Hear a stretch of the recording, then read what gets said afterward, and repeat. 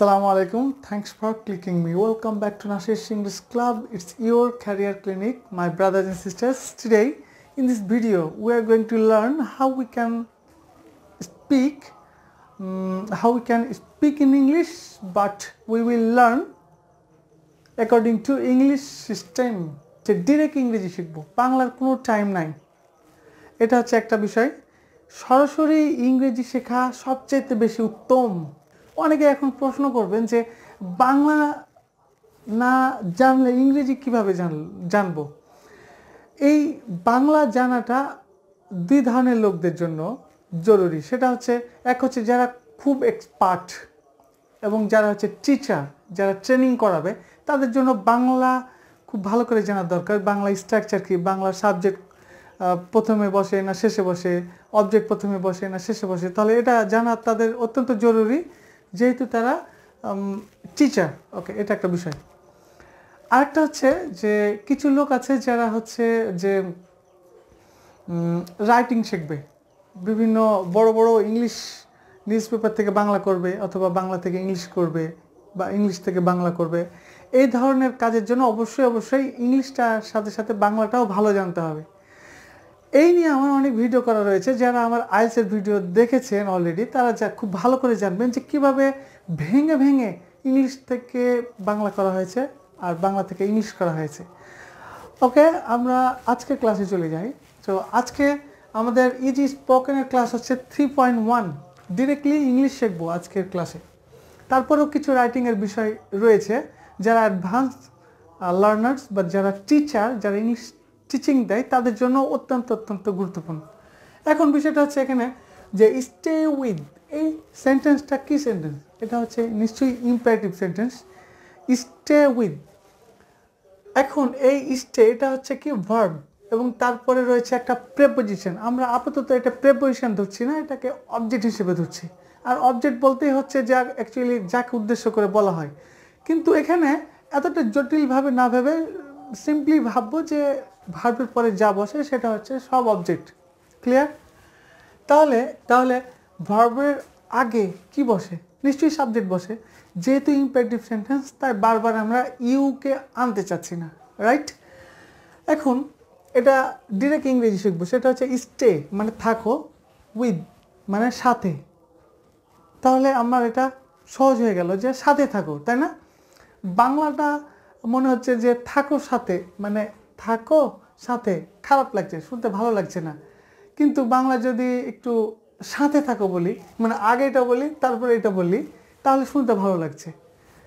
এখন আপনারা নিশ্চয়ই বুঝতে পেরেছেন যে কি বলতে চাচ্ছি। অ্যাকচুয়ালি বাংলার সিস্টেমটাই হচ্ছে, বাংলায় স্ট্রাকচারটাই হচ্ছে সাবজেক্ট, তারপরে হচ্ছে অবজেক্ট, এবং তারপরে হচ্ছে ভার্ব। এটা হচ্ছে ফর্মুলা, এটা হচ্ছে সিস্টেম।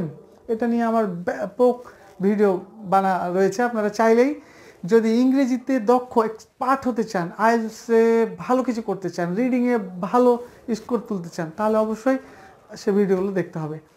তো এখন হচ্ছে যে আমরা যেহেতু ইংরেজি শিখবো, সেক্ষেত্রে বাংলার দিকে খুব একটা ফোকাস করব না।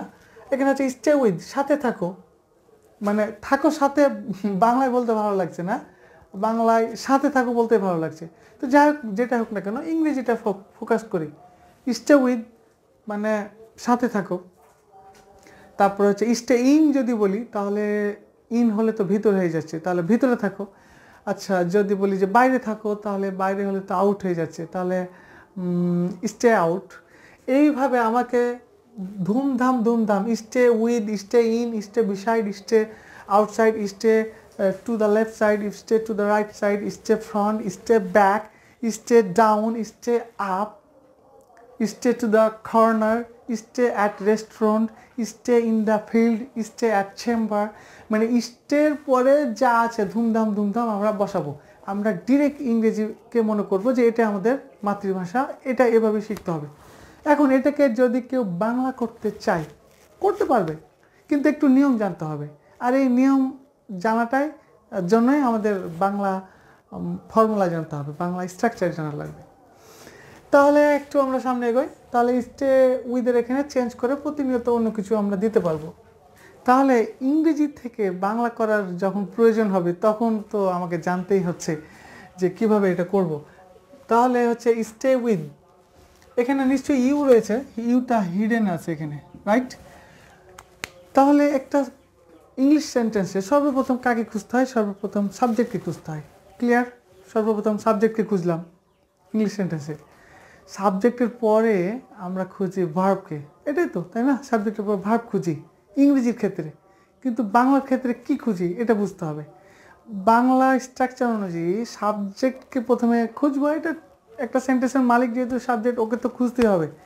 সাবজেক্টের পরে বাংলাতে যেটা ঘটে সেটা হচ্ছে অবজেক্টকে দরকার হয়। বাংলাতে সাবজেক্টের পরে ডিরেক্ট অবজেক্ট, একে যদি বাংলা করতে হয় আই লাভ ইউকে, তাহলে হচ্ছে সাবজেক্ট প্রথমে, ইংরেজিতে সাবজেক্ট, তারপরে হচ্ছে ভার্ব, তারপরে হচ্ছে অবজেক্ট। কিন্তু বাংলা যখন বানাবো তখন বাংলাতে সাবজেক্ট এখানেও প্রথমে রাখতে হচ্ছে, এবং বাংলাতে সরাসরি কী করতে হয়? সাবজেক্টের পরে অবজেক্টকে নিয়ে আসতে হয়, অবজেক্টকে কল করতে হয়। তাহলে আমির পরে তুমি চলে আসছে, আমির পরে ভালোবাসি আসছে না, আমির পরে তোমাকে চলে আসছে, মানে আমি তোমাকে, এবং তোমাকে পরে শেষে যেটা আসছে সেটা হচ্ছে ক্রিয়া। তাহলে এখান থেকে ক্লিয়ার যে বাংলা ভাষায় সাবজেক্ট, তারপরে হচ্ছে অবজেক্ট, এবং তারপরে হচ্ছে ক্রিয়া, এটা হচ্ছে সিস্টেম।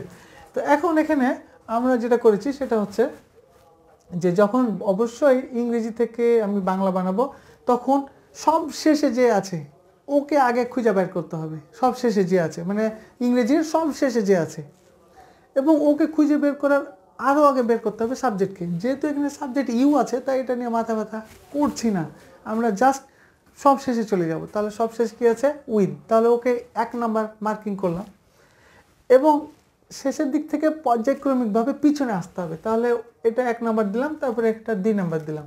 এখন আমি এটাকে যখন সোজা করব, বাংলায় করব, তখন 1 2 3 4 অনুযায়ী সোজা করব, এটা হচ্ছে সিস্টেম। তাহলে দেখুন এটা হচ্ছে 1 নাম্বার সাথে, আর এরপরে আমাকে নিশ্চয়ই 2, এটা সোজা করে নিতে হবে। ইংরেজি সেন্টেন্স যদি অনেক বড় হয় তাহলে ওই শেষের দিক থেকে 1 2 3 4 5 6 ভাবে চলে আসবে পিছনে, মার্কিং যখন করব। আর বাংলা যখন করব তখন এদিক থেকে ওইদিকে আমরা 1 2 করতে করতে 1 2 3 4 5 এভাবে সামনে যাব। তাহলে এখানে 1 নিয়ে আসলাম, ক্রস করলাম, জাস্ট অবজেক্টকে এখানে নিয়ে আসলাম। এখানে কিন্তু তুমি আছে, এটা তুমি হিডেন অবস্থায় আছে, তুমি সাথে থাকো, এটা হচ্ছে শুদ্ধ বাংলা। এই সেন্টেন্সকে যদি একটু বৃদ্ধি করি, মানে একটু প্রলং করি, দীর্ঘায়িত করি, বা কিছু অ্যাড করি ইনফরমেশন, সেটা হচ্ছে যে স্টে উইথ, মানে এটা হচ্ছে সাথে থাকো। এখন আরেকটু বাড়ালাম যে সেটা আমার সাথেই থাকো, বা করিম বা রহিম বা নিশাতের সাথে থাকো, একটু বাড়ালাম। তাহলে যেহেতু আমি বাড়ালাম, তাহলে এখানে কি দিলাম? মি দিলাম। এখানে মিয়ের পরিবর্তে যদি দেই নাসির, তাহলে হচ্ছে কি নাসিরের সাথে থাকো। ক্লিয়ার? তাহলে আমি যে নতুন করে একটা ওয়ার্ড যোগ করলাম, তাহলে এটা বলেছি যে সেন্টেন্সের সব শেষ, মানে বা ইংরেজি সেন্টেন্সের সব শেষে যেটা থাকবে সেটা 1 নাম্বার মার্কিং করতে হবে। তাহলে এটা হচ্ছে 1 নাম্বার, তারপরে মার্কিং করে এটা হচ্ছে 2 নাম্বার, তারপরে মার্কিং করে এটা হচ্ছে 3 নাম্বার। তাহলে এটা হচ্ছে একটা সিস্টেম। এখন এখানে কিছু গ্রুপের ব্যাপার রয়েছে, গ্রুপ টু গ্রুপ। এই গ্রুপ জানাটা অত্যন্ত জরুরি। যারা আইএলটিএস এক্সাম দেবে, যারা জার্নালিস্ট হিসেবে কাজ করছে ইংলিশ নিউজ পেপারে, তাদের জন্য খুব জরুরি। যারা অনুবাদের কাজ করে তাদের জন্য জরুরি, যারা রিসার্চ করে তাদের জন্য জরুরি, যারা পিএইচডির জন্য বিভিন্ন থিসিস করে তাদের জন্য জরুরি। যাই হোক, তো আমরা এখানে এতটুকুই রাখলাম। তাহলে এখন আবার মার্কিং করব বাংলাতে 1 2 3 4 5 করে চলে যাবে সামনে। সেক্ষেত্রে দেখুন এখানে হচ্ছে মি, আমার, তাই না? তাহলে এখানে চলে আসলো আমার, তারপরে 2 নম্বরে এটা এখানে চলে আসলো আমার সাথে, তারপরে স্টে চলে গেল সব শেষে। তাহলে কি আমার সাথে থাকো, এখানে তুমিটা হিডেন আছে, তুমি আমার সাথে থাকো। এখন এখানে চলে আসি, আরেকটু যদি আমরা সেন্টেন্সটা বড় করি, তাহলে কি স্টে উইথ মি, এটাতে ছিল প্রথমে, এখন দিলাম অ্যাট রেস্টুরেন্ট, মানে রেস্টুরেন্টে আমার সাথে থাকো, এটাই হচ্ছে বাংলা। আচ্ছা, এখানে প্র্যাকটিসের বিষয়টা একটু ক্লিয়ার করে ফেলি। এটা তো প্র্যাকটিস করলাম কিভাবে সেটা প্রথমে দেখিয়েছি। এখন এটা নেক্সটে যে প্র্যাকটিসটা করব সেটা হচ্ছে stay with me, with Nishat, with prime minister, with Hasina, with দুনিয়ার গরু ছাগল মুরগির সাথে থাকো। আমরা এখানে ইচ্ছা মতো বসে প্র্যাকটিস করবো, রাইট? এ পর্যায়ে যখন প্র্যাকটিস করব, ডিরেক্ট ইংরেজি শিখব, তখন এ পর্যায়ে যেভাবে প্র্যাকটিস করব সেটা হচ্ছে স্টে উইথ মি, আমার সাথে থাকো, বা stay with Hasina, stay with রাখি, স্টে উইথ করিম রহিম, বা স্টে উইথ মাই ব্রাদার বা উইথ মাই ফাদার, ইচ্ছে মতো ধুমধাম এটা সেট আপ করবো। তারপরে একটা কি দিয়েছি, অ্যাট রেস্টুরেন্ট, মানে একটা লোকেশন দিয়েছি। তাহলে এই ধরনের অনেক লোকেশন আমরা দিতে পারি। তাহলে একটু প্র্যাকটিস করে ফেলি। Stay with me, stay with me, stay with me in the field, stay with me at restaurant, stay with me at chamber, stay with me in Dhaka, stay with me in London, stay with me at my coaching centre, stay with me at hospital, stay with me outside, stay with me inside, stay with me to the left, stay with me to the right, stay with me back, stay with me beside, stay with me near, মানে আমার কাছেই থাকো। তাহলে এই ধরনের আমি ধুমধাম বিভিন্ন লোকেশন দেওয়ার চেষ্টা করবো। এভাবেই হচ্ছে প্র্যাকটিস করতে হবে। ডিরেক্ট এটা হচ্ছে ইংরেজি শেখার সিস্টেম। বাংলা থেকে ইংরেজি করবো এটা হচ্ছে ভুল ধারণা। কখনোই বাংলা থেকে ইংরেজি করবো না, এটা থেকে ফিরে আসতে হবে। আমাদের যুগান্তকারী হতে হবে, আমাদের আপডেট হতে হবে। ডিরেক্ট আমরা ইংরেজি শিখবো। ইংরেজি শেখা হলে তখন ইংরেজি থেকে বাংলা করাটা শিখবো, এটা পরের ব্যাপার, এটা ইজিলি একটা ম্যাটার। তাহলে এখানেও কিন্তু আমরা মার্কিং করেছি। আমরা জানি যে ইংরেজি সব শেষে যে থাকবে সে হচ্ছে 1 নম্বর। তাহলে 1, তারপরে এটা নতুন যোগ করতে হলে প্রিপোজিশন 2, তারপরে 3, তারপরে 4, তারপরে 5, এটা হচ্ছে মার্কিং। এখন দেখুন উইথ মানে সাথে, মি মানে তো জানি আমাকে। আচ্ছা, অ্যাট মানে হচ্ছে তে বা উন্তুস্তু ওয়াইকের এ দিয়েছি। এটা অ্যাট ইন একই কথা, একটু পার্থক্য রয়েছে, সেটা নিয়ে এখানে আলোচনা করব না। তাহলে এখন এখানে কিন্তু একটা গ্রুপের ব্যাপার আছে, গ্রুপটা আমি পরে বোঝাই, এখানে আগে বোঝাই। এখন এটা যদি সোজা করি তাহলে হবে কি, রেস্টুরেন্ট মানে রেস্তোরাঁতে, অ্যাট মানে তে। তাহলে রেস্টুরেন্টের অর্থ জাস্ট রেস্টুরেন্ট মানে রেস্তোরাঁ, কিন্তু রেস্তোরাঁই যখন বলবো উন্তুস্তোয়া, রেস্তোরাঁই উন্তুস্তোয়া, তার মানে হচ্ছে রেস্তোরাঁর ভিতরে, তাহলে ইন হবে অথবা অ্যাট। তাহলে রেস্তোরাঁই আমার, মি মানে এখানে আমাকে বললে হবে না, আমার বলতে হবে, কারণ এখানে প্রিপোজিশন রয়েছে। তাহলে আমার, তারপরে হচ্ছে কি সাথে, তারপরে হচ্ছে কি থাকো। এখন যদি আমি এটা যে 1 2 3 4 5 করে আছে, উল্টো করে এটা সোজা করে ফেলবো, 1 2 3 4 5 করে সামনে আমরা এগোবো, তাহলেই সেটা বাংলা হয়ে যাবে। ওকে, এখন গ্রুপের বিষয়টা আসছি। এখানে তো অনেকগুলো আমি মার্কিং করেছি। আসলে চুল ছেঁড়া বিশ্লেষণ এটাকেই বলা হয়, ইট পাথর বালু মাস্টার ক্লাস। এগুলো অ্যাকচুয়ালি এগুলো আসলে টিচার ট্রেনিংদের জন্যই, মানে টিচার্স ট্রেনিং যে সেশনগুলো হয় সেগুলোতে আমরা এগুলো ট্রেনিং করে থাকি। ওকে, এবার এখানে চলে আসি, গ্রুপ কাকে বলে। গ্রুপটা হচ্ছে যে এটা খুবই মোস্ট ইম্পর্টেন্ট যারা আইএলটিএস দেবে অথবা ডুওলিঙ্গো দেবে অথবা টোফেল যারা এক্সাম দেবে। এখানে হচ্ছে স্টে, এটা তো হচ্ছে ভার্ব। আচ্ছা, এখানে একটা প্রিপোজিশন রয়েছে, এখানে একটা প্রিপোজিশন রয়েছে। প্রিপোজিশনের কাজ কি, প্রিপোজিশনের পরে যে থাকবে তার সাথে তো তার সম্পর্ক, এটাই তো হওয়া উচিত এবং এটাই নিয়ম। তাহলে এখানে একটা প্রিপোজিশন রয়েছে, তাহলে আমরা একটু অর্থ বের করে নিই। এই প্রিপোজিশন থেকে আরেকটা প্রিপোজিশন পর্যন্ত এটা একটা গ্রুপ হতে হবে, এটা হচ্ছে নিয়ম। তাহলে এখানে একটা প্রিপোজিশন পেয়েছি, তাহলে এই প্রিপোজিশনের ডান পাশে যতক্ষণ পর্যন্ত না নেক্সট কোনো প্রিপোজিশন আসছে, তো তার আগ মুহূর্ত পর্যন্ত একটা গ্রুপ। তাহলে উইথ মি। আচ্ছা, এখানে একটা প্রিপোজিশন পেয়েছি অ্যাট, তাহলে এটা থেকে আবার নেক্সট কোনো প্রিপোজিশন না পাওয়া পর্যন্ত, অথবা ফুল স্টপ না পর্যন্ত, অথবা কমা না পাওয়া পর্যন্ত একটা হচ্ছে গ্রুপ। তাহলে এটার অর্থটা করে নিই, আরও সহজ হয়ে যাবে। অ্যাট রেস্টুরেন্ট মানে হচ্ছে রেস্টুরেন্টে অর্থাৎ রেস্তোরাঁয়, উইথ মি মানে হচ্ছে আমার সাথে, আর হচ্ছে স্টে মানে হচ্ছে থাকা। এখন এটাকে মার্কিং করে ফেলবো গ্রুপটাকে, তাহলে নিশ্চয়ই এটা 1 নম্বর মার্কিং করব, এটার অর্থ আমরা জানি। আর এটা হচ্ছে উইথ মি আমার সাথে, এটার অর্থ আমরা জানি। আর এটা হচ্ছে থাকো। এখন এটাকে সোজা করব, এখানে যেহেতু এখানে 1 2 3 আছে, এটাকে সোজা করে ফেলবো 1 2 3, এভাবে চলে যাব।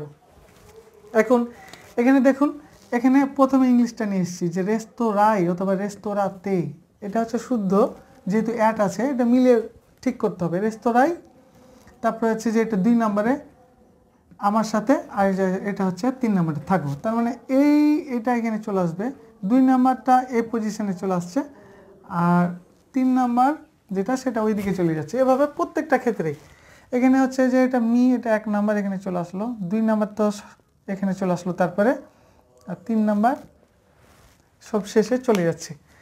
এখানে এতটুকু থেকে একটু বুঝতে পারলাম এখানে কিন্তু তুমি আছে, এটা হিডেন অবস্থায় আছে। তুমি রেস্তোরাঁয় আমার সাথে থাকো, তুমি রেস্তোরাঁয় আমার সাথে থাকো, এটা হচ্ছে শুদ্ধ বাংলা। এখন তুমিকে কিন্তু মার্কিং করিনি, কেন করিনি? কারণ তুমিটা আসলে জিরো স্টেজে অবস্থান করছে, আর এখানে তুমি নিয়ে আসতে চাচ্ছি না। ইম্পারেটিভ সেন্টেন্সে তুমি এত বারবার বলার কোনো দরকারই নেই। তাহলে এখানে ক্লিয়ার হয়ে গেল যে কীভাবে আমরা অ্যাকচুয়ালি ইংলিশ শিখবো, ইংরেজি ডিরেক্টলি শিখবো, বাংলাটা পরে শিখবো, আর কিভাবে বাংলা করব, আমরা কিভাবে সুন্দর করে বাংলা স্ট্রাকচার জেনে সেটা সমাধান টানবো। প্রিয় শিক্ষার্থীরা, ভিডিওটি অনেক বড় হয়ে গেল, এখানে শেষ করতে হচ্ছে। নতুন আরেকটি ভিডিওতে আবারও দেখা হবে। ভালো থাকবেন, সুস্থ থাকবেন। আসসালামু আলাইকুম।